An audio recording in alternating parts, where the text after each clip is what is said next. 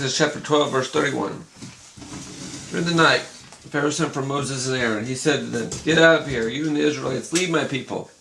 Go, worship the Lord, just as you have asked. Go, take your flocks and herds, just as you have said. And also give me your blessing."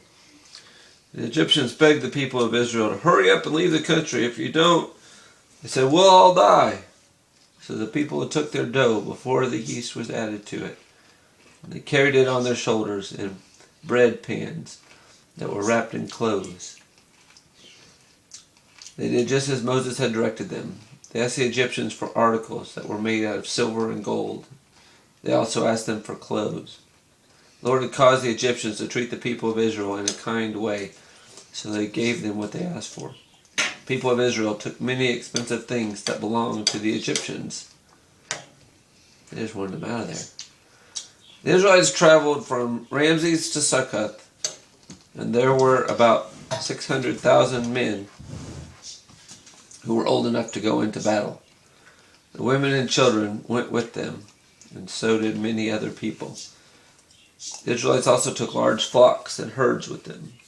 They brought dough from Egypt. With it they baked bread without yeast. The dough didn't have any yeast in it, and that's because the people had been driven out of Egypt before they had time to prepare their food. The people of Israel lived in Egypt for 430 years. At the end of the 430 years, to the very day, all of the Lord's people marched out of Egypt like an army. The Lord kept watch that night to bring them out of Egypt. So on that same night every year, all the Israelites must keep watch. They must do it to honor the Lord for all time to come. The Lord spoke to Moses and Aaron. He said, "Here are the rules for the Passover. No one from another country is allowed to eat the Passover meal. Any slave you have bought is allowed to eat it after you have circumcised him. But a hired worker or someone who lives with you for a while is not allowed to eat it. It must be eaten inside a house. Do not take any meat outside. Do not break any of the bones. The whole community of Israel must celebrate the Passover. So suppose an outsider is living among you and wants to celebrate it." I might drop the whole thing.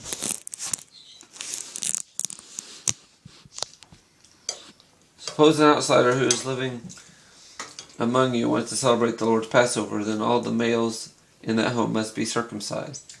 After that, the person can take part, just like an Israelite.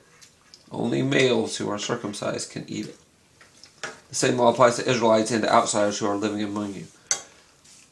All the people of Israel did just what the Lord had commanded Moses and Aaron. On that very day, the Lord brought the Israelites out of Egypt like an army on the march.